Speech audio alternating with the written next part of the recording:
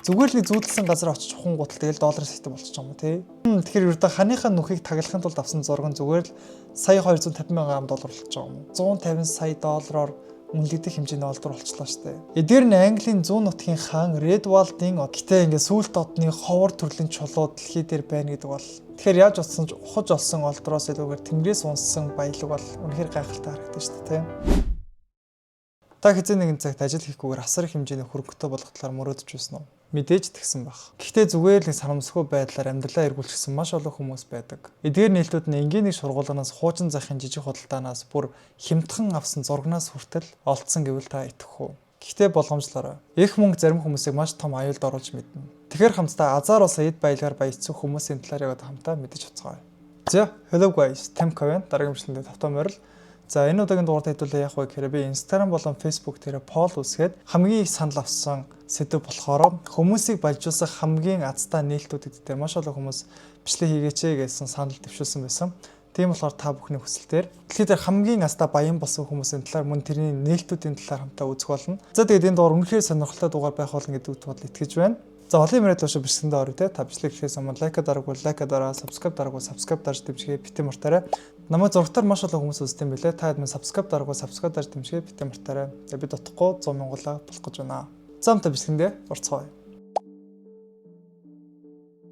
За хамтаа эхний баримтанд орцгоё. 1990-ад онд Стив Джобс танилдаа нэг жижигхэн самбар бэлгэлсэн юм байна. Хүн харахад зүгээр л төмрийн нэг хаягдл юм шиг харагддаг. Тэр самбар олон жил сургуулийн тоосон дарагдсан хэвээрээ байсан.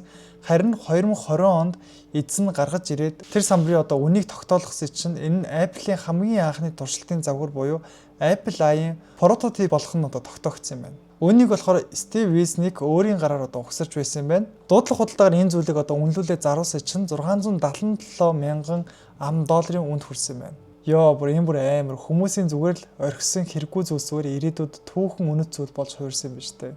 Энийг ингээд сонсож чинь сургуулинд байгаа хуучин зүйлүүдийн нэг талаад үдчмээр санагдчих шүү дээ. За дараагийн баримт.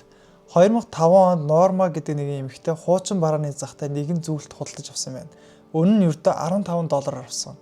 Тэр үед болохоор төмрийн хэлхээс шиг л харагдаж байсан энэ зүйл нь болохоор 3 жилийн дараа үнэлэгдэхдээ алдарт уран баримлж Александр Келдрийн жинхэнэ бүтээл болох нь тогтоогдсон юм байна. Норма гэдэг эмэгтэй болохоор дуудлага худалдаанд оруулаад зүйлтийг $267,700 зарсан юм байна. Өөрөөр хэлэх юм бол жижигхэн сонголтод түүний амьдралыг оронгоор нь өөрчилсөн юм байна. Тэгэхээр энэ эмэгтэйгийн олдороос харах юм бол сэтгэлдээ таарсан нэг жижигхэн зүйлийг авахд амьдралыг оронгоор нь өөрчилсөн түүх гарч иж тэ. Та ийм азтай олдор болох юм бол зарах байсан уу эсвэл хадгалах байсан уу? Коммент бичүүлдээгээрэй.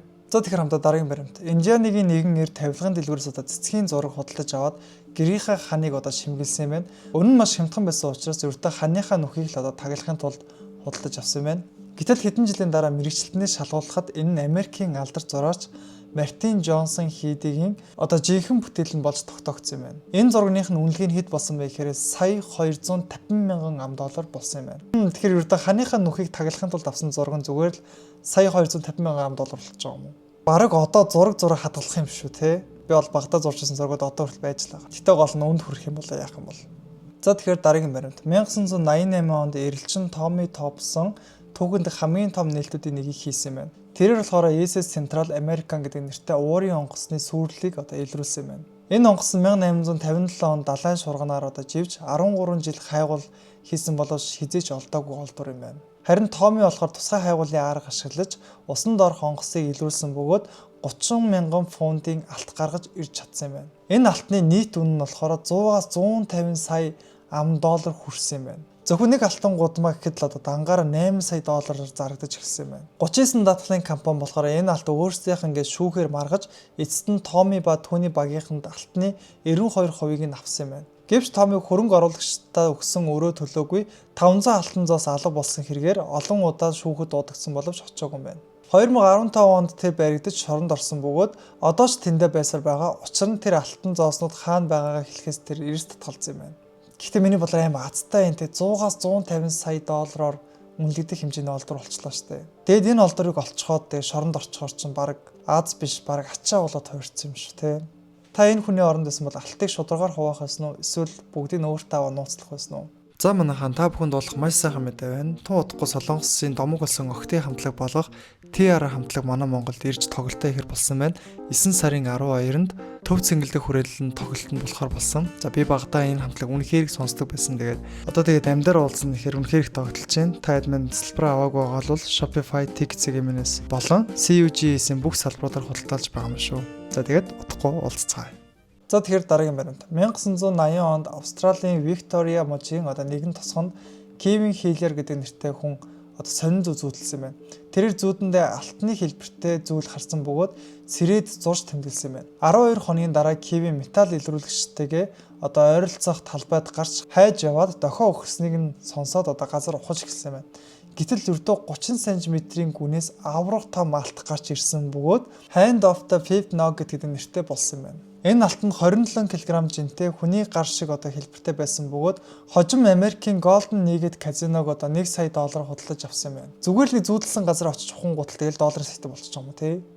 За тэгэхээр дараагийн баримт. 1937 онд Английн нэгэн эмэгтэй Edith Frinty хашаанда ажиллаж байгаад маш сонирхолтой тийм овоолт үүссэн байгааг анзаарсан байна. Тэрээр археологч Безил Брюнийг хөслөөд хашаанд дах тэр овгорыг ухуулсан юм байна. Удалгүй тэд газрын хөрсний доороос авраг викингийн загварын хөлөө онгоцын үлдэгдэл болон 200 гаруй үнэт эдлүүдийг илрүүлсэн байна. Тэдгээрийн дунд цэвэр алтан бүс, мөрний хавчаар, сэлэм, хамгийн алдартай нь төмөр малгай байсан байна. Эдгээр нь Английн зүүн нутгийн хаан Редвалдын оршуулгын эдлэл болгон тогтоогдсон байна.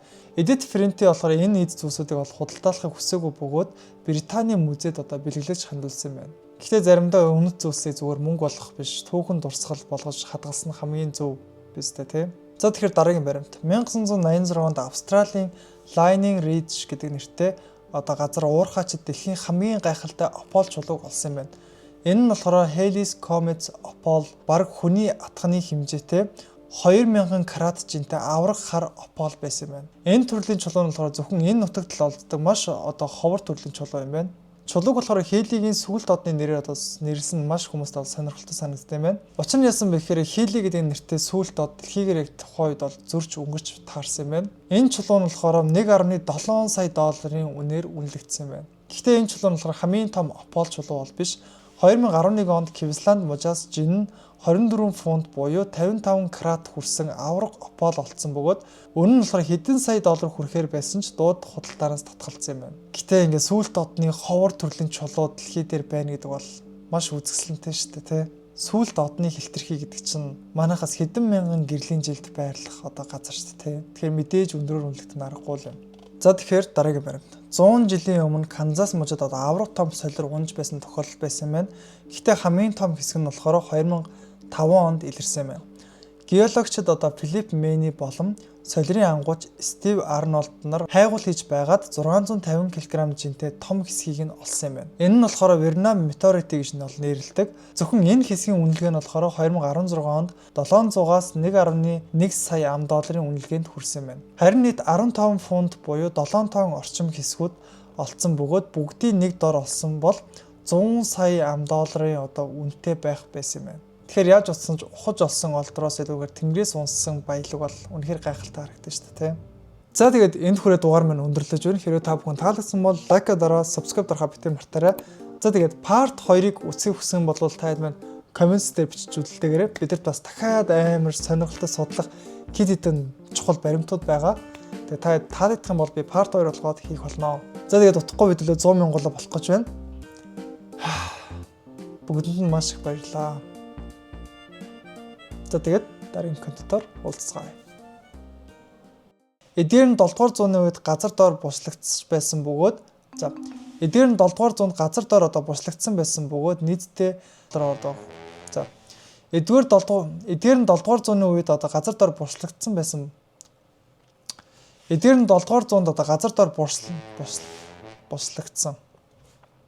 Эдгээр нь 7 дугаар зуунд газар доор буслагдсан. Эдгээр нь 7 дугаар зуунд болохоор газар доор буслагдсан байсан.